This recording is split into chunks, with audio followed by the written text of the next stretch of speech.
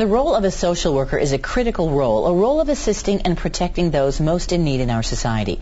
Since March's National Social Worker Month, the folks at Franklin County Children's Services are taking this opportunity to thank the many social workers committed to children and their families. Joining me now is Craig Petronsky, who's a child welfare caseworker, along with Keisha Savage, also a child welfare caseworker, both with Franklin County Children's Services. Nice to have you both here. And can I say that you know, what you do is a thankless job sometimes, so I'm here to say thank you for representing the many social workers who do so many things for our kids. Keisha, why did you decide that this was a career for you?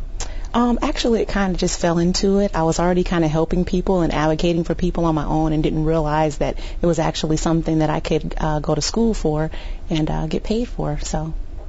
And we get paid for it, you know, we always joke about that. One of the toughest jobs and the smallest pay. And Greg, you know that that's so true, and yet here you are. So, and what makes you, you know, stay in this profession? Well, actually, I'm a second-generation social worker, Are you? so I didn't so much choose social work as social work chose me. My father is a social worker, now retired. Mm-hmm. But when I was younger, and he was a director of a social service agency, he would take me to work with him.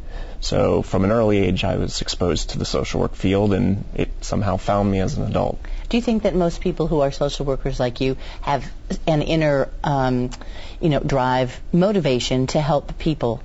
Because we know that there's a lot of, there's hard work involved, isn't there, Keisha, of what you do? And especially hats off to the children and families that you work with. Absolutely. I think as a social worker, it does kind of come naturally for you. You already find yourself already in those kind of roles, and so it's just natural for you to go into the field. So we talked about the hard part, the rewarding part. Absolutely. Lots of rewards, seeing children grow, seeing families learn to advocate for themselves and strengthen on their own. What about you, Craig? I think with this field, you get to meet some of the most amazing people. That includes the families that we work with, your coworkers, counselors in the field, and just foster parents. So I think it's very rewarding with the individuals you get to come in contact with, and I think that's a big part of why we do it. And you get to see how your input can help keep a family together, can Right. help out children. Right, and that is a very large reward for us, and I think at the end of the day, when you see those positives, that makes it all worthwhile. Mm-hmm. One thing, Keisha, I want to talk about today is obviously you help families and children all the time.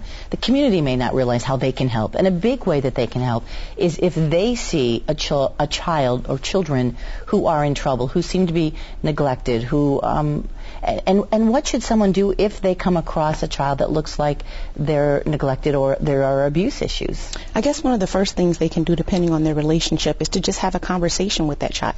And then if they then still suspect that something is going on, to make a phone call to our agency. That way we can get someone out to check it out. And Craig, why is it important then to contact the right people when it comes to this?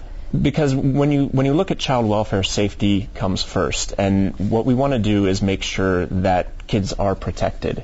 And so it's important to contact someone if you have those concerns and let Children's Services investigate that. But some people are afraid to make the call. Sure. And how do you reassure them and Craig, I'll start with you, reassure them that that is the right thing to do?